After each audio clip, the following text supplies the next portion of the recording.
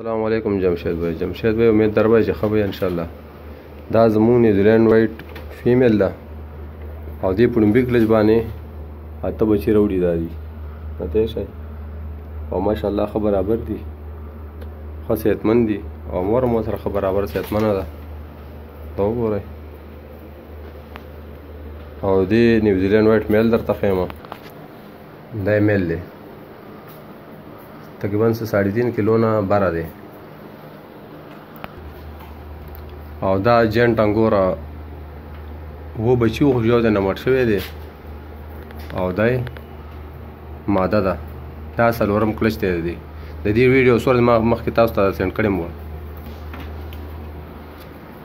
او دا جنټ انګورا میل دی کته چې خبر برابر صحتمند دی او دا څلورم کلچ کې 2 بچي راوړي هغه کې نر ایکسپایر شوی دی او دا ماده باقی دا کراس شوی اوس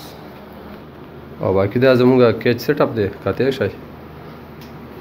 دا درې پورشن دی خو کولاو دی خو خوشحال دی بګه خو صحتمند ټول خرګوشان دا هاي ټیک فیډ مول ساتلې دی په مینه خوري او وخت ولر کو چې ترتیب دی د وزن مطابق دا چې وسره دا بوسته او ورسره پکې بوسو کې کله شو تل ګډ کو میکسیکو داسې او سره به بورم واچو لګاونه کې او ساړه روټه چې هم وسه خوشته کړی په دې کول میکس کو نو خوري وسره خبر برابر دا شوتل مرته وخت ورکو دا ساړه روټه مرته اخستې او وروړو ورته دا کته شي او دا کېج بل برابر کړ ان شاء الله دا عمر فټ کوم خو دې زیلک مساله دا چې ځای برابر شي ان شاء الله کې دې نور لوک سیوا کو او بل دا خبره چې نور مرګور ته مو چې راشه په جیمیریوټ فارمینګ کمپنی سره اګریمنت وکای ان شاء الله چې پیدا کې وای که مطلب مارکیټینګ نشي کولای نو دا بس تاسو مارکیټینګ ته ضرورت نشته دی او یو ځل اګریمنت وکای نو 12 سال به بیغم آئے بس لکشان مهنت غواړي مهنت ضروری دی هر کار کې مهنت شرط دی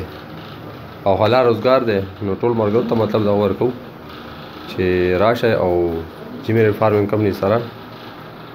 اګریمنت وکای 12 سال ته نه بے فکر شای السلام علیکم ورحمت الله